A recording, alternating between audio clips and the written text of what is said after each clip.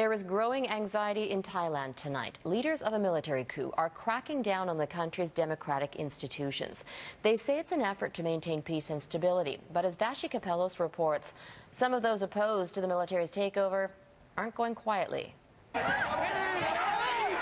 As the military gave notice it was dissolving Thailand's Senate and assuming all lawmaking power, about 500 people in Bangkok protested. No more revolution! It's been 2 days since the military seized control of the country following months of political chaos. With the dissolution of the Senate, there are no more democratic institutions in the country. A curfew from 10 p.m. to 5 a.m. has been imposed, and more than 100 politicians have been detained. We have to give them some time to think over about the previous action, be able to think about what they should do for the best of the country and for themselves. Not everyone is so sure.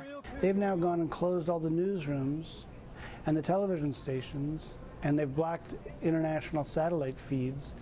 They've shut down freedom of expression in Thailand. What does that have to do with the political impasse? It certainly isn't the first political impasse Thailand has faced. This is the second coup in a decade. I think the coup is good, one city worker says. Urban elites have been angry with the government, accusing it of corruption and being too closely tied to former Prime Minister Thaksin Shinawatra. Shinawatra, who's now been detained by the military, still plays a large part in the country's politics. His supporters, who also support the government, have refused calls for an election, and so months of escalating tension led to this coup.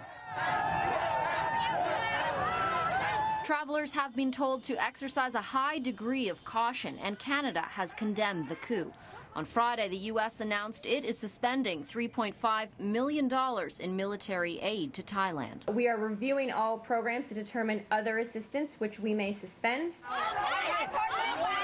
At this point, though, it's unclear whether international pressure will stop the Thai military or convince it to return the country to civilian rule.